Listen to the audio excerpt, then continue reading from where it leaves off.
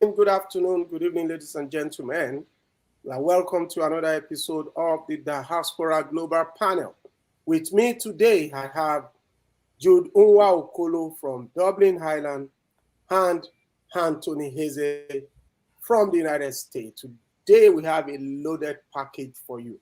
We are going to talk about the train attack in Ishon in Edo State, the Tom Ikimi Station in Edo State. There was a train attack where 20 people were kidnapped.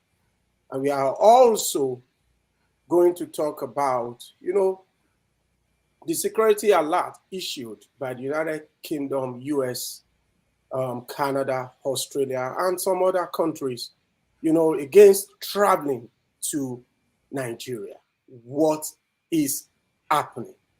We are also going to delve into, the political terrain, 2023 presidential election.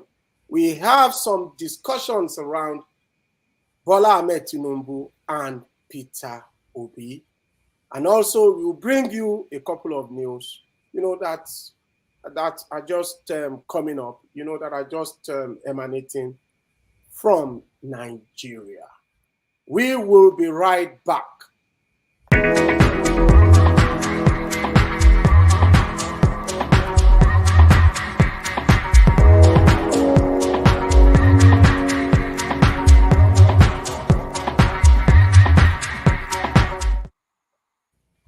Yes, welcome our viewers. Yeah, Tony, what is happening in United States? Let's do our weekly, checkup to just know what is happening over there. Yeah, it's a pleasure being around today. We always look ahead for this particular episode that comes up weekly. Well, from the United States, there's nothing so special new now, only that there's a little experience going on now, which is like if you want to accuse anyone of probably doing something wrong, your house needs to be in order. Recently, some documents, so to say, classified documents, we have found in our president's abode, especially when he was vice president. But the reaction was different compared to what happened to the former president, Donald Trump. The president was so open about it, even encouraged his own personal lawyers to go and dig out more. Here there's a mixed reaction. People were saying, okay, you have this in your own corner and you're accusing the former president, but others are happier because he cooperated more than 100% to the authority, thereby ruling by example. Yeah, thanks a lot, Tony. Jude, what is happening in Dublin, Ireland? Yeah, thanks, Dr. Kule. Everything looks okay. Just a harsh weather condition. A lot of code snaps, unexpected bad code and stuff like that. But apart from that, a few things. Normally, social events going on. It's okay, just like normal. Nothing much to complain about. Okay. Thank you. All right. Thanks a lot, Jude. Actually, I also want to say that in Canada, you see, things are going good. The weather is not kind, but it's cold, but we are coping. We are surviving. And God bless our hustle. And I just want to mention the breaking news happening, I think, in Ontario, where some girls, a couple of them, about 7 or 8, they met online and decided to just hook up. You see, in around, I think, in the evening, okay, and they spotted an homeless guy, in front of a shelter, and they decided that they should just kill him. And that is what is in the news in Canada. It's a very heartbreaking story. Kids between, I think, 13, 14 to 16 years old, decided to commit such a heinous crime. That is what is captivating Canadians right now. Let's just delve into the program. Let's also talk about, because Tony mentioned something. Tony said that when the president, Biden, when they found those documents, those classified documents, okay, they found it, and they actually, decided to investigate that. Biden even encouraged it. Okay, Tony, do not worry. I mean, the person is kind of blurred, so you're fine. Okay. So yeah, so they kind of realized that, okay, this has happened. Okay, the president decided to just own it and say, listen, yes, I'm guilty. My bad, a mistake. Do the necessary investigation, unlike the former president Trump, whom I would say is just an apology, to the United States. And then I want to say something that happened in the UK. Okay, the Prime Minister Sunak was actually broadcast his live, or maybe pre-recorded, and they realized that the police, from that recording, which was streamed, they realized that he wasn't wearing a seatbelt, and they picked it up and fined him £100. And the Prime Minister of UK said, yes, I'm guilty. My bad. It was an omission. I will pay the fine. Guys, let's start from here, actually. Do you think this can happen in Nigeria? Tony? Let me start by saying there are oftentimes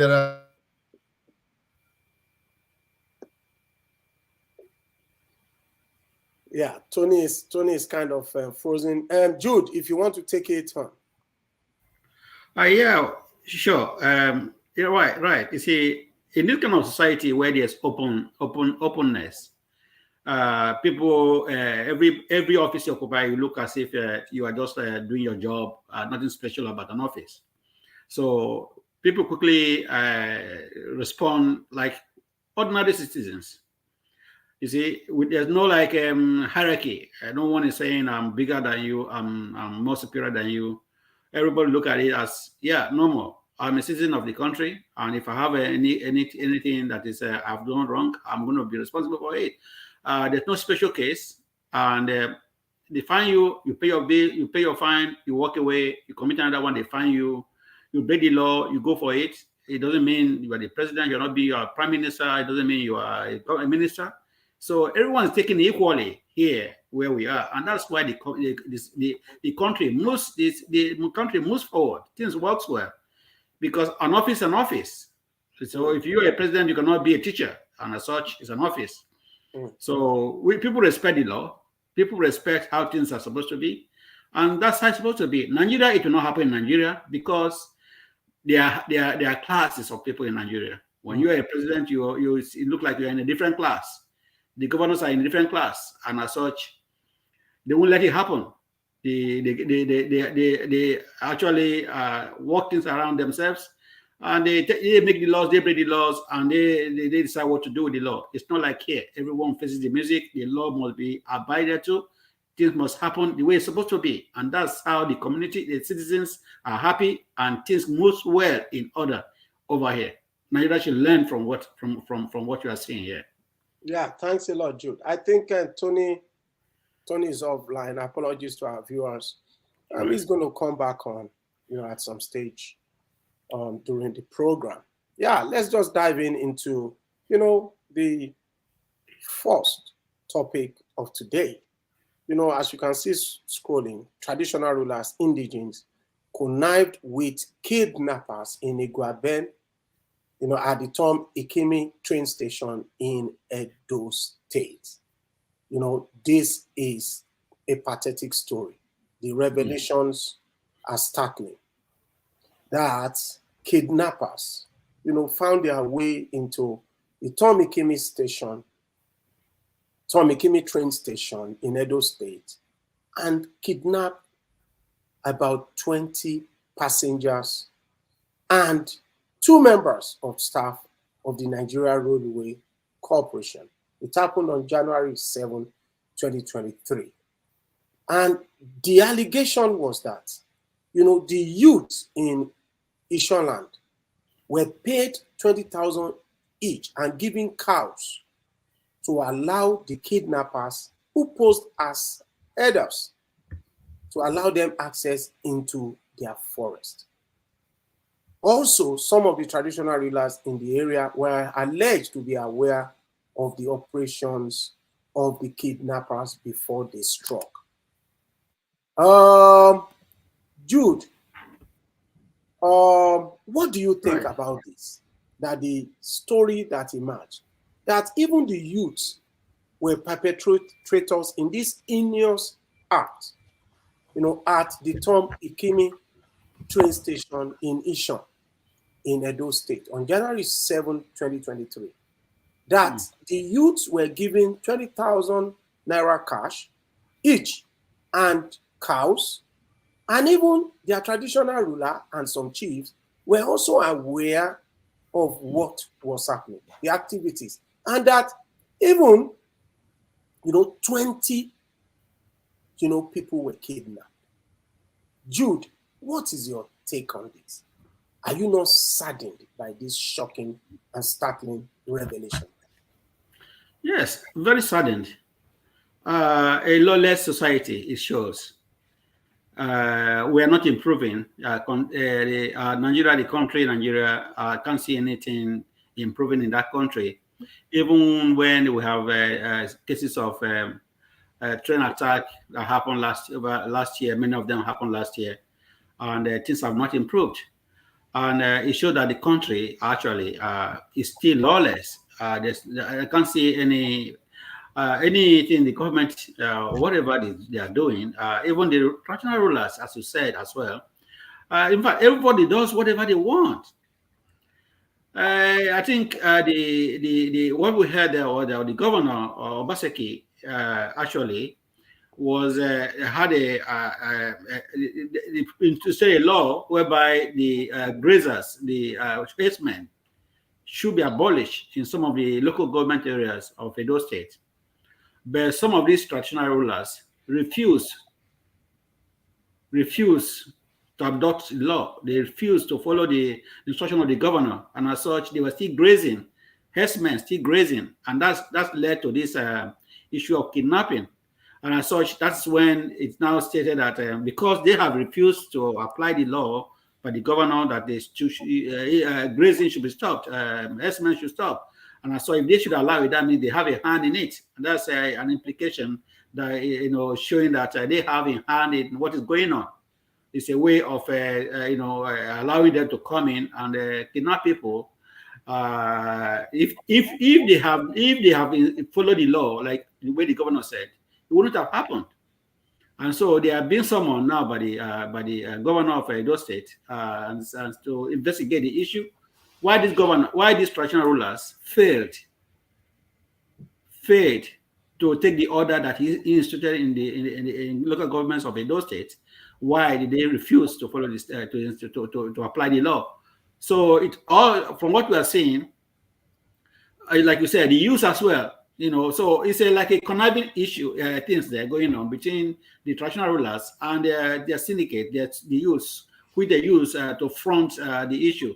So you can see there's a saga, there's a drama between that abduction of the people the kidnappers took. There's some dramas going on here and there. And as such, the governor have every right to say that chiefs are involved. He has every right to say that. I don't blame him at all.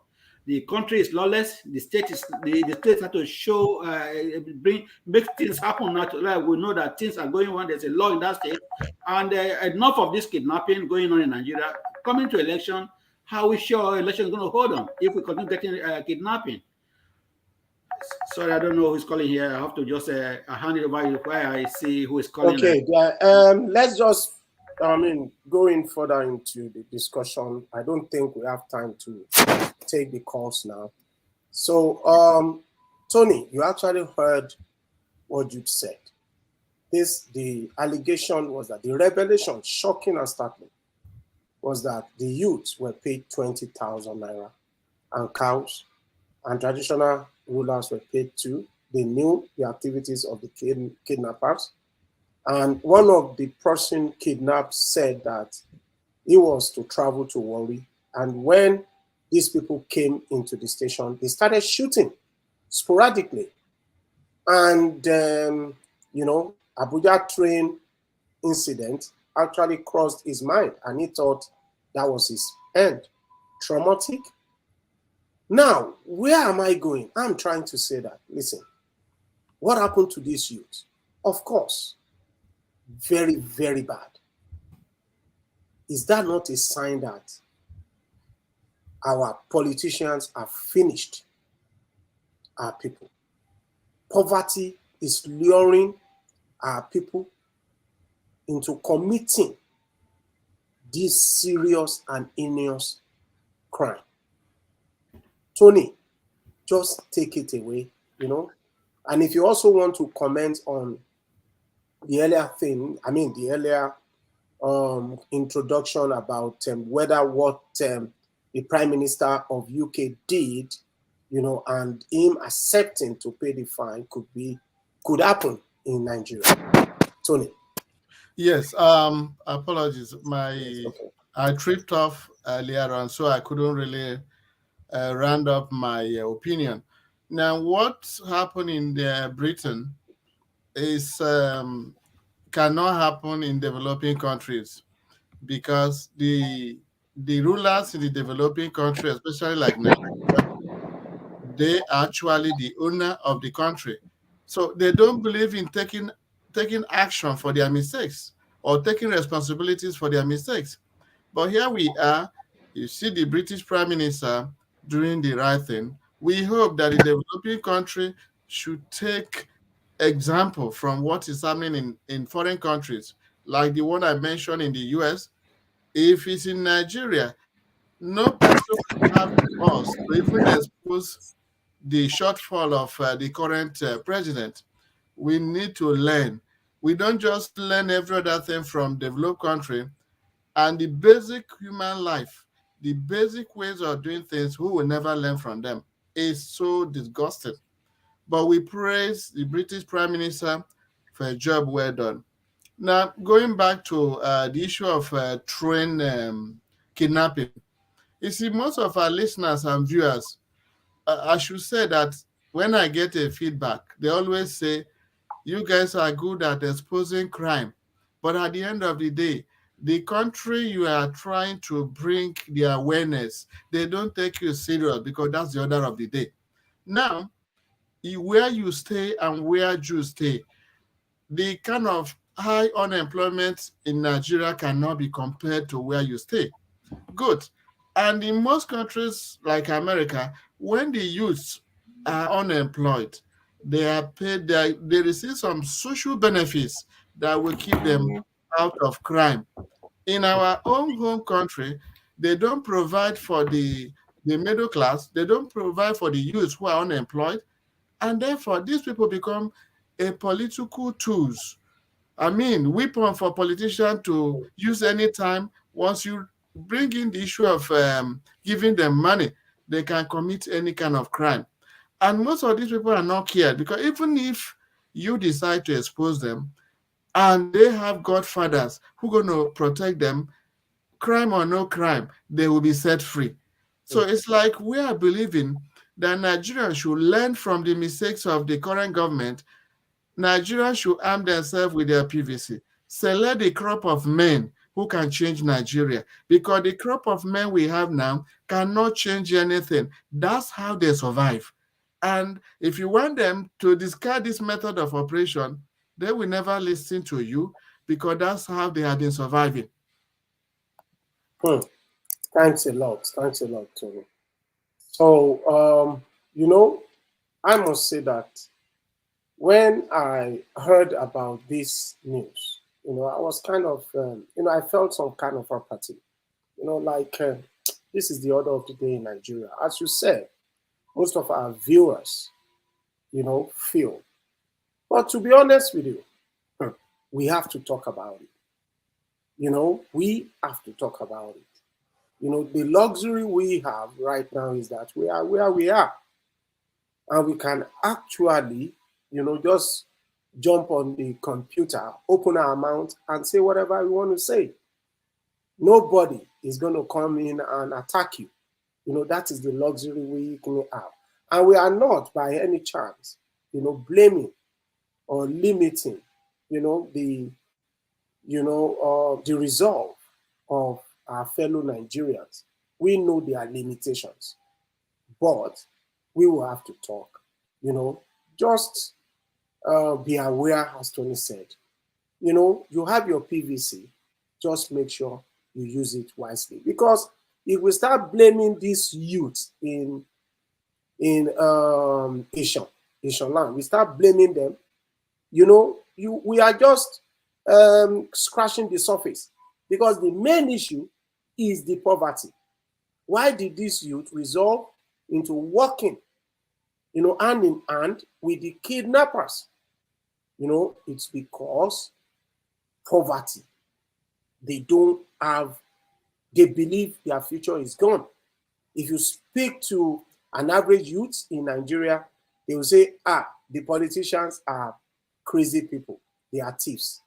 Because they don't see anything good. That is why I stopped calling myself a politician. Anyway, let's just move on. I believe we have passed the message that we need to do better. Yes, and I hope that the police, the army, our security forces will do well to make sure they release those that are still in captivity.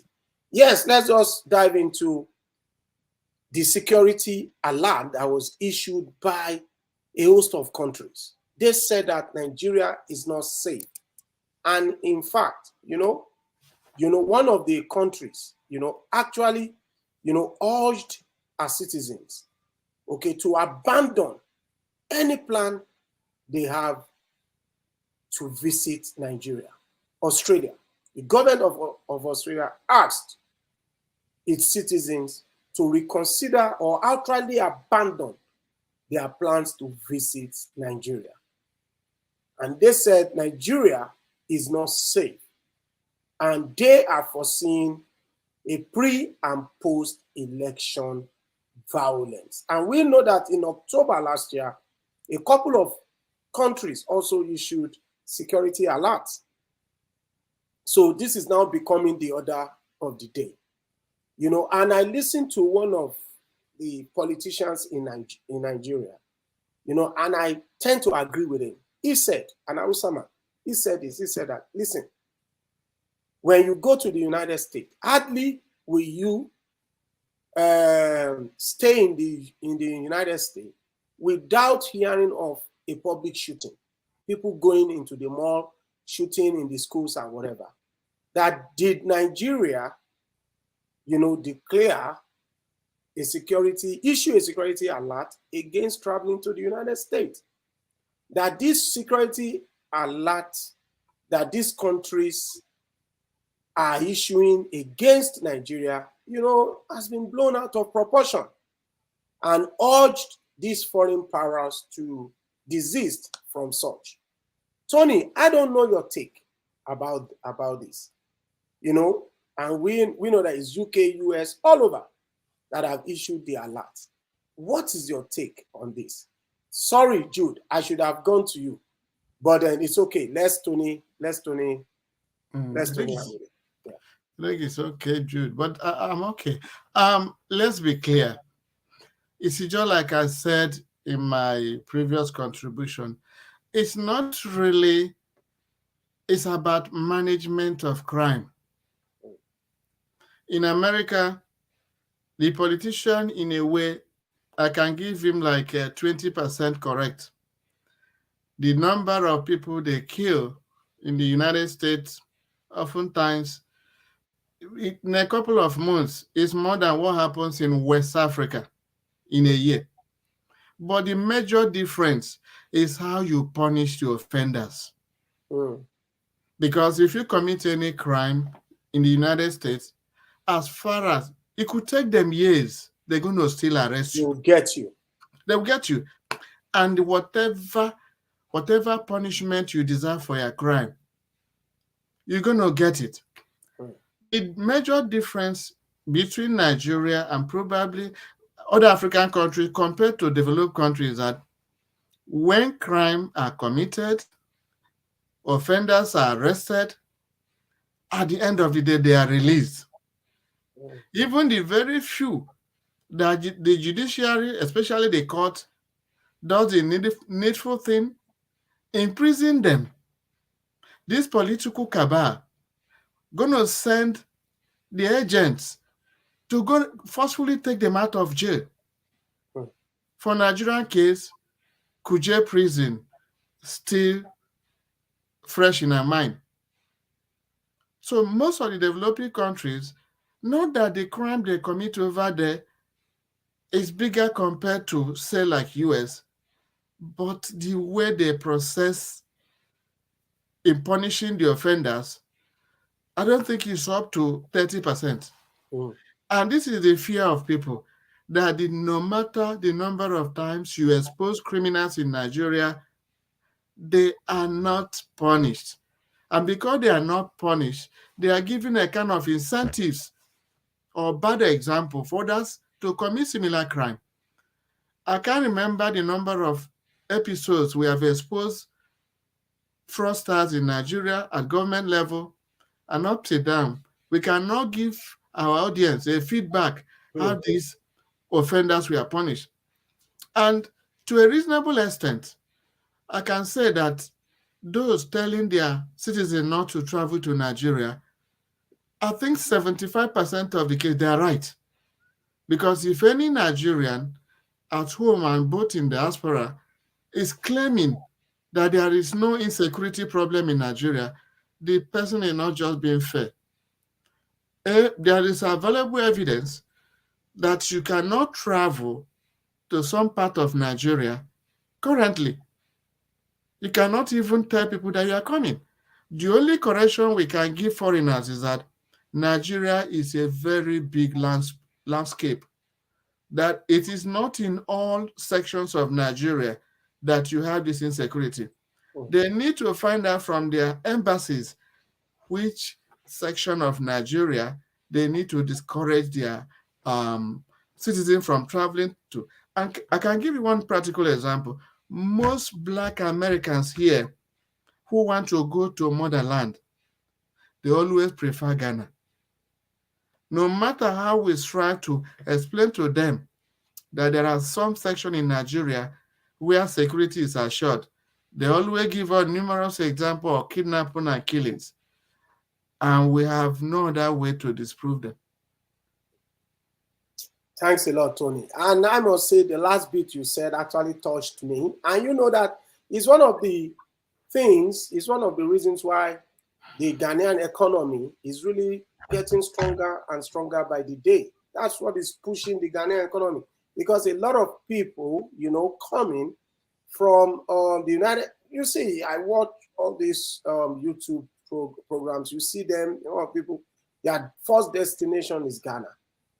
And they are doing massive things in Ghana. So we have to get it right in Nigeria. I know that you will get it right one day. Things are going to be better. Jude, apologies for bringing you now. What is your take on this? Because, the security alert is becoming an everyday thing. And I am thinking that, does it really worth it? Especially at this present time. We know that there is always that rumor. Oh, whenever there is an election. Oh, be careful. In fact, I know people, they were supposed to go home, in January, early February, and they said, no, I'll go home after the election because of fear of what might actually happen. Jude, over to you. What is your take on this? Yeah, thanks, Dr. Kunle and my brother Tony. Well, you see, we know there are insecurity going on for over the years now in Nigeria, but we cannot expect this insecurity in Nigeria to stop like that because of election. It's been a continuous event, and the only thing that I can say there is how can Nigeria manage the insecurity going on prior to the election so that the election can be concluded peacefully for the next government to come in. And for us to say, for our brothers and our friends, Australia, UK, and other countries to say, citizens, they are right to do that, because actually election period is actually mad with violence. It's normal. But we don't think that because of this election, the insecurity we have been seeing for the last 3-4 years will just die off because of the election. It's going to be like that. But like we see the INEC chairman who came to Chatham House in UK, he was interviewed. And I'd like to quote what the INEC chairman said, because he's the main man who is going to tell us whether the election will hold or not and how he's going to control it. So when asked about violence mitigation and risk management tools, he said, I quote from Premium Times Nigeria.com, he quotes, with increased attacks on the commission of facilities and insecurity across regions in the country, he himself said that their partners, they have developed the Election Violence Mitigation and Advocacy Tool, EVMAT, and the Election Risk Management Tool, ERM. He said that while EMVAT is a research and diagnostic tool for predicting and mitigating election violence before elections, he said the ERM attracts and reports general risks to elections. So he quoted that there's no doubt that violence and threat of violence are major challenges to credible election in 2023. He also said that in all, we feel assured by the actions we have taken and our collaboration with the security agencies. The 2023 general election will proceed as planned. There's no plan to postpone the election, unquote. So the INEC chairman, Professor Yakubu, have assured us when he came to UK, came to London, interviewed in Chatham House, that yes, he's aware of the insecurity, but irrespective of that, election will hold and the agencies he has set up will manage it. Therefore, in this regard, good. There's warning everywhere from different quarters, all over the world, UK, EU, Australia, and also everywhere. Both of us, we are blacks, we are Nigerians. We came from Nigeria we are living here. Most of us are also dual citizenship. So they know we travel all to and fro. So the warning they're giving us is good. Like we are still warning people here. We are here broadcasting what's going on in Nigeria, letting people know what's happening. Same thing they have done. So it's all to use our common sense. Nigerians and our foreign partners to use their common sense to see this period between now and May or between now and April, should I, actually stay at home and wait till the election is finished? It's common sense. You see, good warning is there for them because if anything happens, the countries have warned you, they're not going to be responsible and they're not going to come out to help you. So use your common sense, know what is best for you. Why traveling at this time? I would think even if you go to Nigeria, probably you are going to vote. When you are there, make sure you'll be warned and see how you can go around your duties without being harmed. That is what they're just saying. But where there will be violence in some places, sure, there will be violences. But the INEC chairman, as he said there, said they have provided tools to manage it, and they will election will surely go well without any issues. So let's hope he has given us the right information. Okay, thanks a lot, Jude. For me, you see, I know that election is going to hold. Whether election will be postponed is subject for a future debate. I cannot say for sure. that the election will actually hold on the set date, but I know election is going to hold. So let's say it loud and clear to everybody, especially our Eastern brothers, the ESN and the likes, the IPO. Please do not stop your people from voting. Please let them exercise their franchise, because, one vote lost is a big deal, especially in the developed nations. Yeah, our vote has to count this time around. We have seen what is happening. We know that the enthusiasm around the candidates, is kind of, winning. We know that. We know that because not most of these candidates, people don't really, fancy them, except probably maybe Peter Obi, that has a lot of youth following. But let's still go out and exercise our franchise. I just feel that we have to reiterate this, okay? Because what these foreign countries, because a lot of people travel to Nigeria to vote. I do that. I've been doing it for the past 9 years, okay? I make sure whenever there is election, I am in Nigeria. That is proud to my living in Nigeria. So let's just reiterate it to our fellow Nigerians that, yes, please make sure you exercise your franchise. I don't know if you guys have anything to say, because this is a sensitive topic, and I just don't want our viewers to have the idea that, Nigeria is not safe for election. It's going to be business as usual, like we always had. There will be violence, but the violence is not wild, wouldn't be widespread. We just have to take our time, let's be watchful, let's just have all these security nets, that we have put in place to ensure our safety, and everything is going to be okay by the special grace of God. Tony, I don't know if you have any other thing to say. Yeah, I just want to quickly add that the INEC president or chairman, in as much as he was telling the international community that all will be well, I expected him to really go to the nitty-gritty of really letting them know where we have the troubled spot in Nigeria.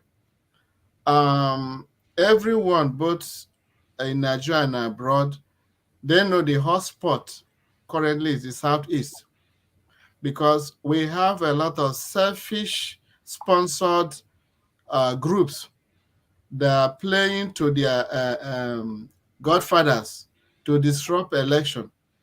For me, pleading with the IPOP or ESN, they're not going to hear you. But I expected the INEC president to let the world know that he appreciates what is going on, and that he will energize the police force or the army to take care of the trouble spot. Because it's so obvious that we don't have trouble spot in the Southwest. We don't have currently in the North. Where we do have now, to the knowledge of all and sundry, is the Southeast. And if we all know that the police we have is not a regional police, they respond to the national police in Abuja. If the federal government mean well for this coming election, they should show the international community they appreciate what is going on, and they are making serious effort to make sure that these IPOD various groups, ESN, are put to order. I watched recent internet exposure of where this selfish group are still hunting people down for even wearing a political uniform. I saw it as well. Yes, for even wearing a political uniform of any presidential candidate. And they blasted the tires of And that then guy's the car. tire of the guy who was wearing this Peter ordinary Obi. t-shirt. It was Peter Obi's jersey. Yes, it was so fortunate they don't kill him. And But they kept saying, "What has it done for you?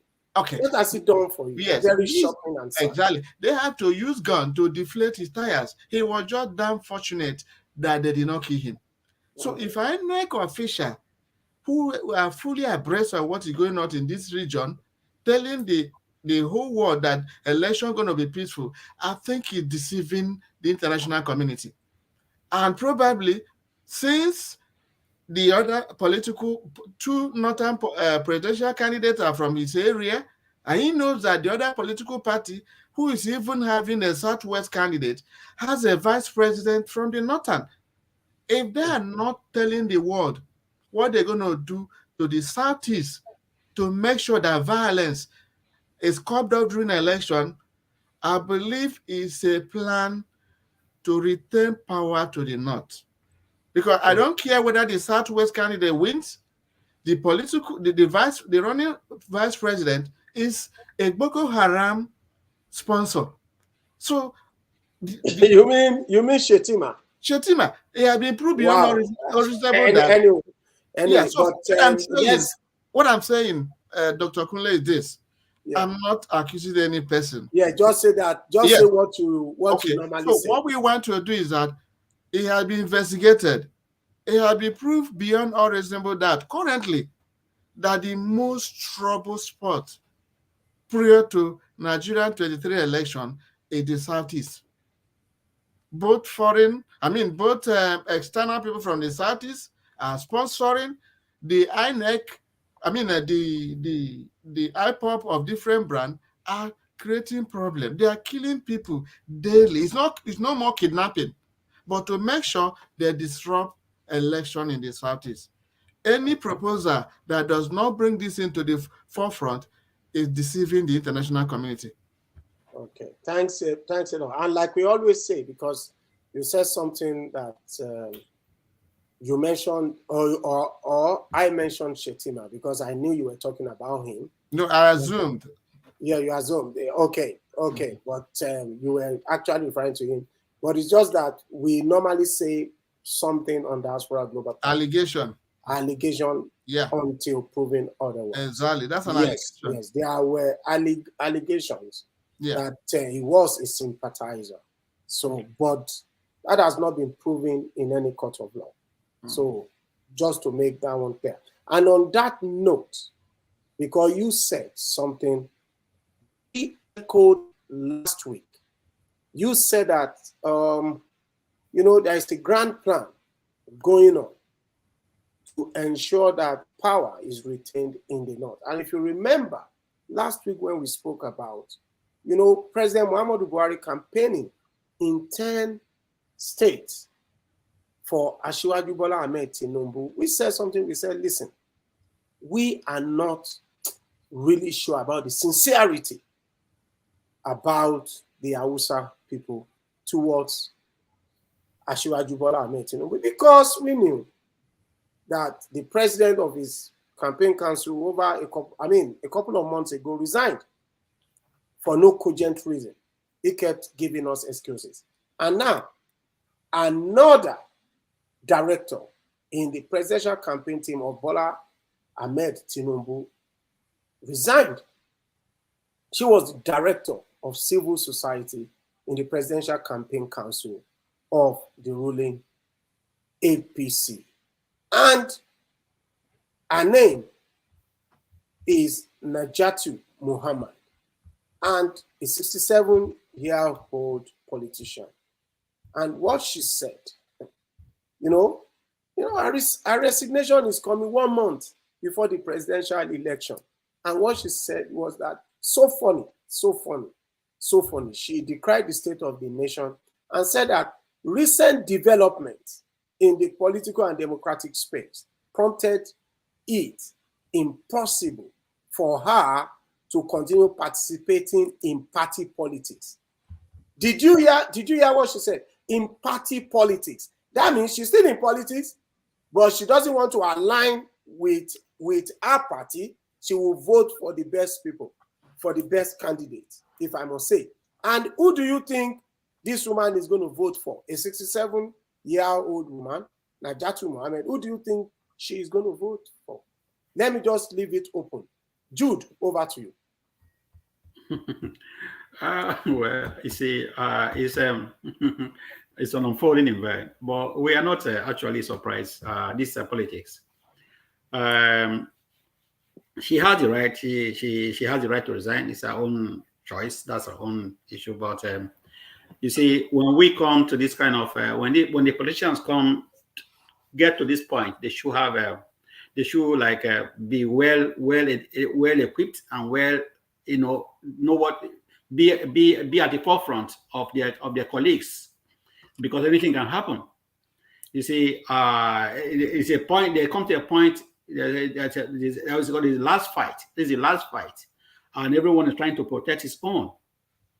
You see, she decided to resign. Fine, she can say whatever she wants, but she has some motive why she did that, and she can say she has a right to do. No, who cares? Now that points to the Southerners, just like Mr. Tony said, the Easterners, who are supposed to be backing Peter Obi, they are not ready to collect their PVC. They are trying to cause chaos. So the point is that if they cause chaos or not in the Southeast, and the election goes on and held, and they declare someone from the Northern president, does what they have done, does it make any sense? Nigeria continues, and the new president emerges and rules in Nigeria. And Kano, who has been languishing in jail, still remains there. He has been there for years. What has happened? So why not get up from your seat, pick up the PVC, defend your man, who is Obi, and let's try so that I can get more votes prior to the election. Why are you sitting behind and waiting and say you're not going to vote? If you don't vote, Nigeria will vote, and the new president will come in. You just make things worse for yourselves. And look at an issue here we are talking about. Someone is decamping from a certain party because he has some ulterior motive. He wants to go for our own. He might not say that. She might not say that, but she has some. This is not the first time we are seeing this. It's alarming that we, the Southerners, cannot use our knowledge to improve, to see how we can. People have been crying. They have the Southeast has been marginalized for years. They have not been there, and this is a great opportunity for them to come in. This guy is flying. People are liking him. He's being at the top with all the things we are seeing. If he has more support, he might get there. His own people are bringing him down. I mean, Chief Tony. Sorry, I'm actually from Delta State. You are more from the Southeast. You should be a voice for them because they need to wake up. We are becoming mute for no reason. We are becoming. I think Mr. Tony has been doing that a lot. Yeah, the Southeast are becoming so. He has been doing that, and that is why we are going to talk about troubles facing Peter Obi ahead of 2023 presidential elections. And I really want Tony to delve into it because I know that Tony is really, he has some knowledge. Yeah. Based on that lady resigning, that lady resigning was actually to deter Asiwaju. Yes, it's like the Northerners are now coagulating. Of course, they are now joining forces. She's a weapon because they don't want the power to leave the North. And we know, everybody knows, that the power, we always say, and I agree, that the most equitable thing to do in Nigeria is for power to shift to the Southeast. Let me come in here 1 second. If you are a footballer in a football field, and your right wing is one of the best strikers, and the left is one of the best strikers, you have the center forward, one of three best strikers, and one of the best strikers pull out. It's not going to bring the team down a little bit. Actually, this is what they are doing. They are trying to weaken APC for Tinubu. Yes, they are trying to weaken it. And Yeah. you know, Weaken it. before Tony joins us, let me just read something that he said. She said, "I'm committed to supporting individuals that are truly interested in addressing the root causes of our challenges. To remain true to such commitment, one must be willing to take bold and decisive steps," she added. She expressed regret that citizens still face insecurity, poverty, inequality, and lack of access to basic services. You know, for me, she said, she observed that the party platforms have no ideological differences and are ropes that politicians wear to serve their personal needs and interests. And she is saying this at the age of 67. So why now? Why is she saying it now? Fooling who? Yeah. You know, we know that we are not fools. The only thing, honestly, I will take all these things back if I hear tomorrow that she is supporting Peter Obi. So I will take everything back. And she is genuinely working in the interest of Peter Obi. But this woman cannot say, "Oh, I'm leaving whatever. I'm dropping partisan politics. So I'm now going to align with the PDP." Yeah. We are not fools. We're not fools. Mm-hmm. Yeah, I think I want to join the argument. Yes. I say that over to you. Right. I think the fundamental thing we need to understand is that money plays a lot of role in Nigerian politics. I can assure you that, okay, let me put this as an allegation, that what that woman read out to the press was not written by her. Most of the time, whoever pays the piper dictates the tune. Most of the things you see are vague statements. When they want to pull you out of a particular political party, they make an offer to you. You bargain. Maybe they say they're going to pay you 10 million naira if you can pull out of APC. You bargain. Maybe at the end of the day, you end up with 15 million. They give you a piece of note to read out if you agree to the contract. This thing this lady is saying, I can allege that it doesn't come from her. She was paid off to do what she did. So most of the time, we find out that there is political elite who knows how to play the game. But to the common man, you look at it as if this is normal. A woman cannot be with a particular political party and almost a month to the period decide to go. There is no smoke without fire. So the thing is very, very obvious. But what we are telling an average Nigerian, I know that people love to pick this money. Don't say you are birthright. Don't say the life of your future children. Because we grab this money and the status quo continues. At the end of the day, you keep on blaming the politician. But when you collected that bribe, that lobbying, you didn't know what you were doing. You need to be told that you are the group selling Nigeria. And let's go back to the issue of Southeast. Yes. The Igbos, I'm an Igbo man.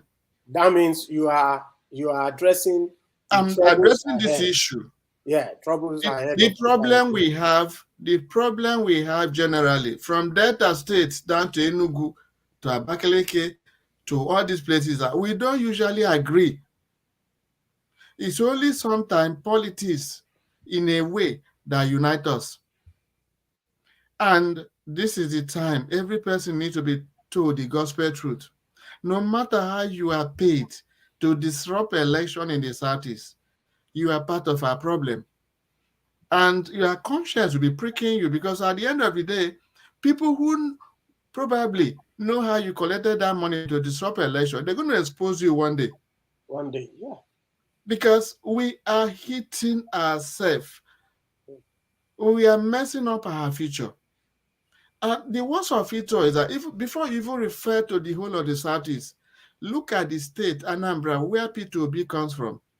it's not just all hallelujah for Peter Obi. Even his state governor is not 100% behind him. Can you imagine the Lagos state government kicking against Bola Ahmed Tinubu? Do you think that particular governor will stay more than a month in that office? Yeah. He will be kicked out by fear of armies. So the Igbos should learn a lesson. The thing with the Igbos is that we are very rich. And most of the time, money counts. People tend to say they are better because of money. Mm-hmm. But the more we continue to do that, we are betraying ourselves. Mm-hmm. We think we are smarter. All over the world, you will see the Igbos.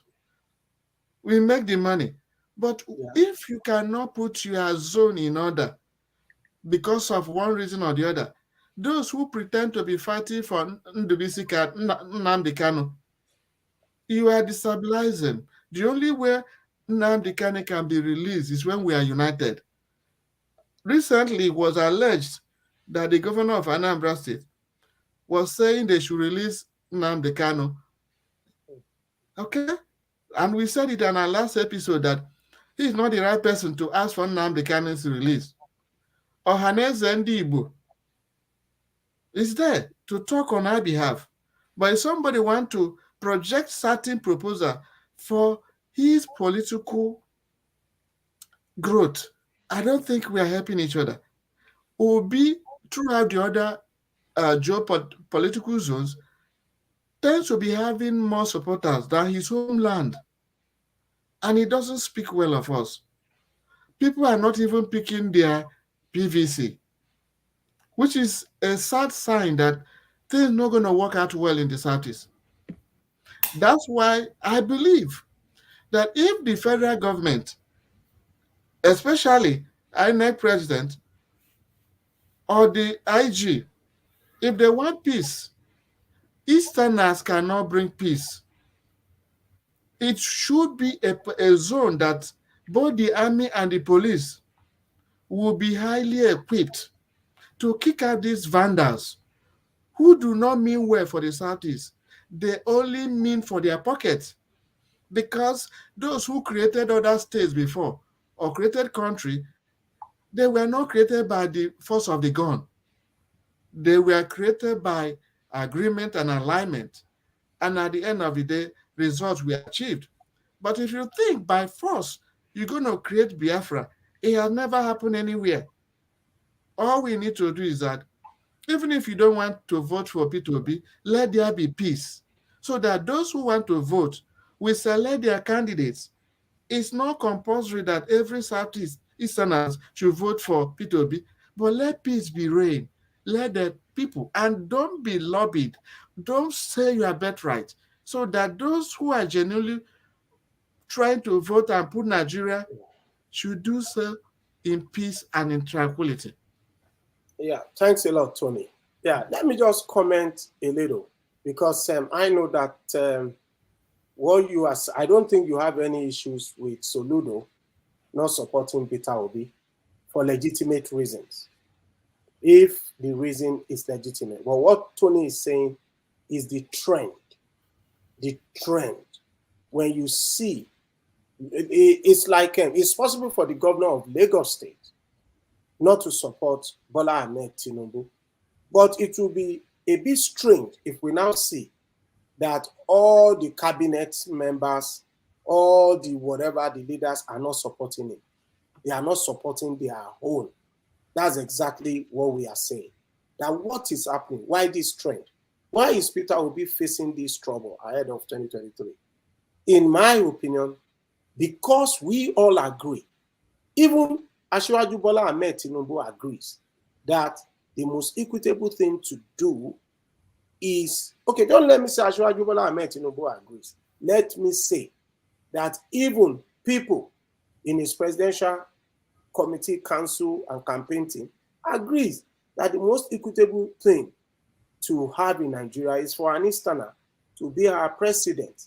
Okay, why is it that in Peter Obi's domain is facing these challenges? I think the Igbos have to be united.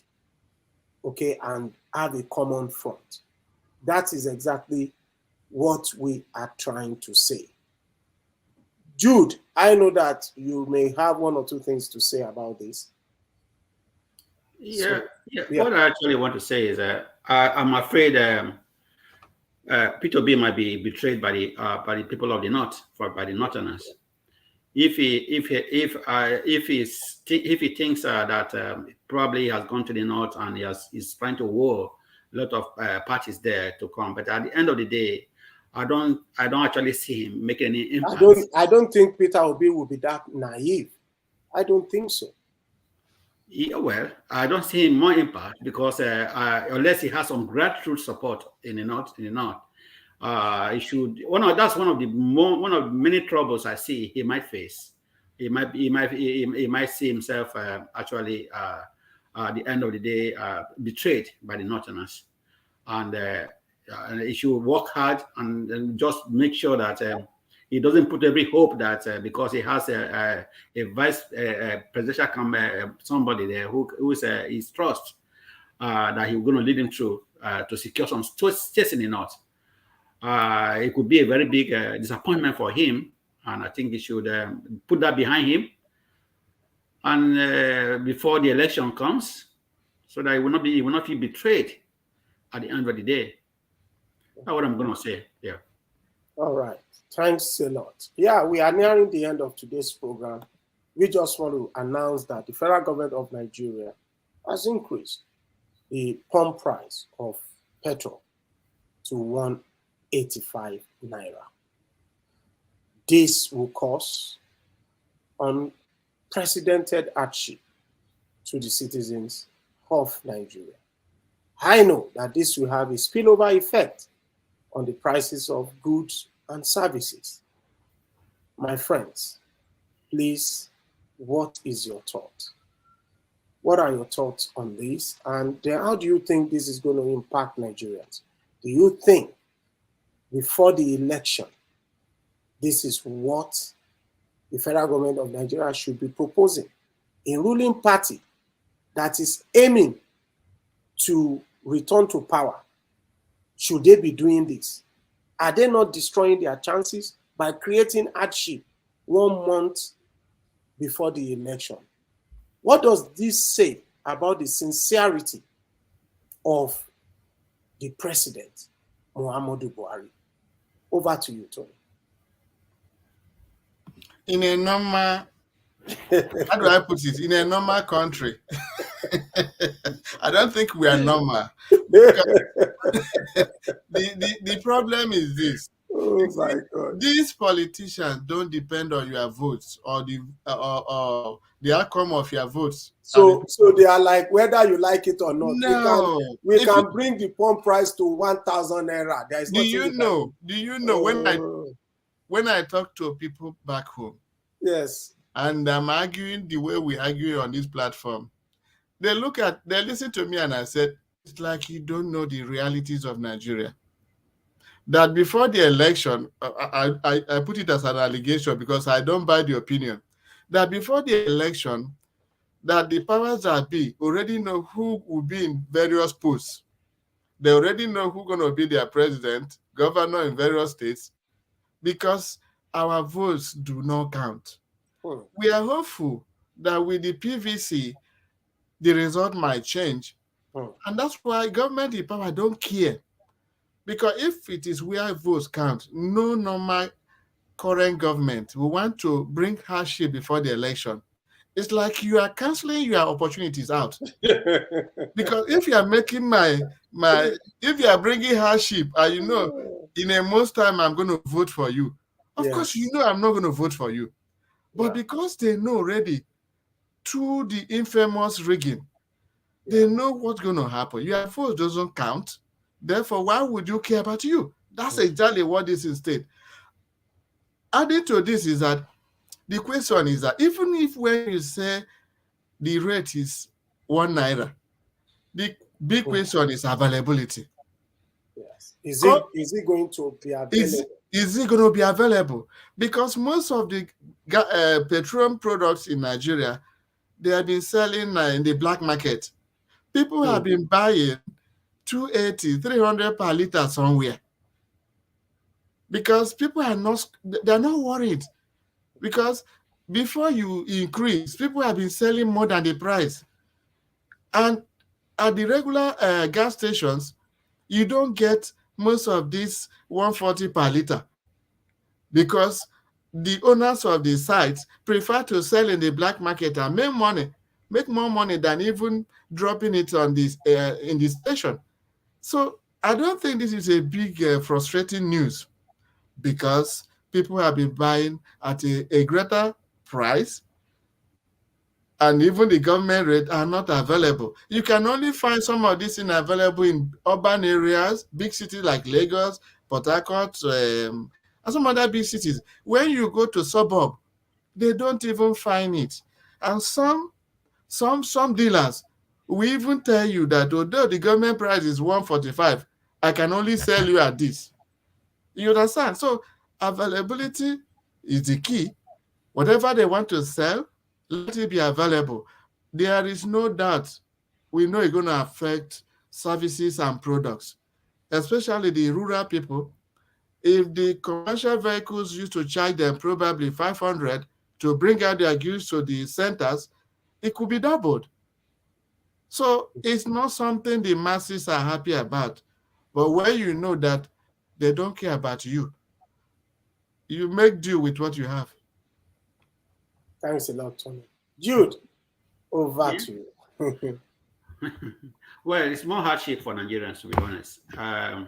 We've seen that this fuel subsidy they said they gave Nigeria that's going on in Nigeria doesn't have any impact on the petrol of oil in Nigeria. So like the money they have spent on fuel subsidy, we don't know where that money is, where they have taken the money to. Mm-hmm.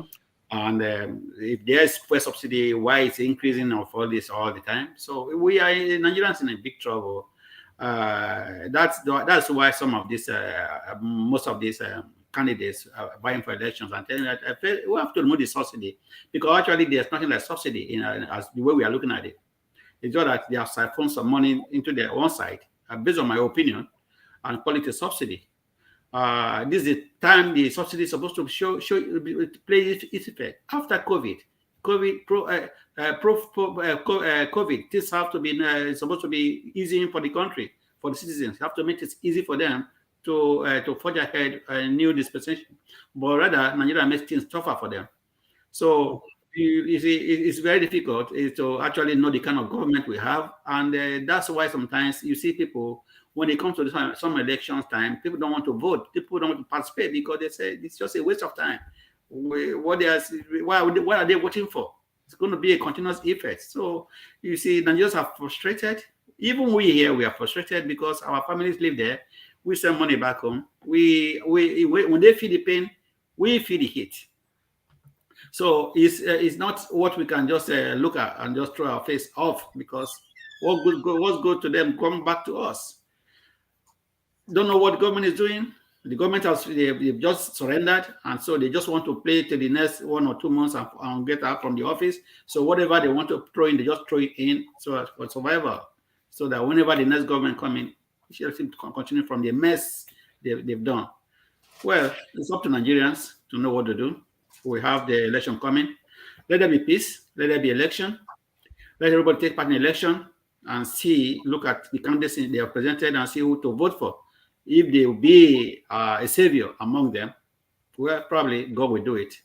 That's all we can say. Amen. Yeah, God will do it. Yes, we have come to the end of today's program. We are leaving out this last topic, and it's about the rumor going around about Tony Emefiele, the CBN governor, that he was in exile during the Christmas period because he was about to be arrested for terrorism charges. So we don't know how far this is true, but we have decided to push it to next week. We'll delve into it, gather more information, and discuss in depth what is the real story behind this. And Tony, I know that you have a special for us right now, and I'm dying to actually listen to you. Like we told our viewers, Tony is the doctor in the house. He's going to start a segment, and the segment will be about, medicals, little things that we need to be wary about, because we realize that our people are just, their lives are being cut short by these trivial ailment, trivial diseases, and we feel that we should devote, a segment, maybe 2-3 minutes, to just get some kind of health tips. Tony, please take it away. Yeah, thank you, Dr. Lamboye. To our listeners on this platform, what we do most of the time, we don't claim to be an expert. And whatever you hear from us, especially medical tips, do not implement without the approval of your personal doctor. All over the internet, you are seeing people pretending to be experts, telling you what to do. See most of our people giving you all kind of herbal remedies, telling you what to do. Never ever implement anything unless your physician or your primary doctor says something. In the United States, it's different from what you have in Nigeria. You have what you call nurse practitioners. Nurse practitioners definitely must have a minimum of masters in science under the nursing, and they are treated at the same level as your Nigerian physician, as your Nigerian primary doctor, the one you visit frequently. We have private clinics here, but I know in Nigeria, we don't have such similarity. And that's why you see my brother here telling you it's like the doctor. In America, we are regarded as primary care provider on the same level with your primary care doctors in Nigeria. Where in Nigeria, most of us, we call every person doctor. There are groups that you visit every time, but there are other groups that you call specialists. You go there, you find the people you call cardiologists, neurologists, different categories. These are not your primary care providers. These are the people, your primary care, your doctor you visit in that hospital. These are the people he refers for your treatment for special thing they cannot implement for you. A physician or a nurse practitioner in Nigeria has your medical history. He knows the kind of diseases you have already. He knows what you are allergic to, both drug and food allergies. And that's why I am saying that whoever gives you advice on the social media, you need to meet your primary care who knows your history and will be able to advise you what to do. This is the only person you depend on, not even what I'm saying. So basically, what I just want to speak today is what you used to hear people say, medical checkup, meaning you visit your doctor. What it means is that there's a big difference between medical checkup and when you are sick, you want to go to hospital. Medical checkup is what you hear most of our politicians travel abroad for different purposes. It depends on the health status. Meaning, you can only go for medical checkup when you are not already sick. It's not like you're already sick and they gave you all the medication and no improvement. No, that one is not called medical checkup. It is you are sick. If it's in America, when you have a disease or a disorder that you're almost going to stop breathing or comatose, they take you to emergency department where you could be treated and sent to somewhere to recover. Medical checkup is just like those of us who have car in Nigeria. Nothing is wrong. Nothing is wrong with nothing is wrong with your car. You just want to go there. They check your oil. They check your brake. They check everything in your car. Your car has no problem. That's it. But this medical checkup, you go there for finding out about new diseases or disorder in your body. The second thing you can do is that they need to check the status of your chronic diseases. What you mean by chronic diseases is that something that has been disturbing you, like hypertension, diabetes, it has been happening to you for the past 6 months. When you go for medical checkup, they want to check whether in the case of diabetes, is your sugar being controlled? If it's hypertension, are you within the normal range? Okay. And finally, what they can do again in the medical checkup, they will be able to check your vaccine. There are different vaccines you take at different ages. Because of time, I'm going to take this in one by one subsequently. But this is a summary. Once you go for your medical checkup, it is nothing about a disease that is putting you on a stress level that if you don't treat, you're going to die. That is a different thing from medical checkup. Next episode, we're going to be giving a breakdown. Okay, and should our viewers be, when should our viewers be attending medical checkup? Is it yes, medical every 6 months, every year? Yes, depending on the arrangement with the provider. Some will want to come yearly, some will come twice yearly, especially for those who have an existing disease. Like I gave example, diabetes and hypertension and all that. They need to know whether it is under control. So that may involve twice visit. But under normal circumstances, it's a yearly thing. In the case of United States here, it is your employer that are going to force you to bring what you call physical or medical checkup. Mm-hmm. Thanks a lot, Tony. So to our viewers in Nigeria, please, the era of saying that I'm healthy, nothing is happening to me, should be over.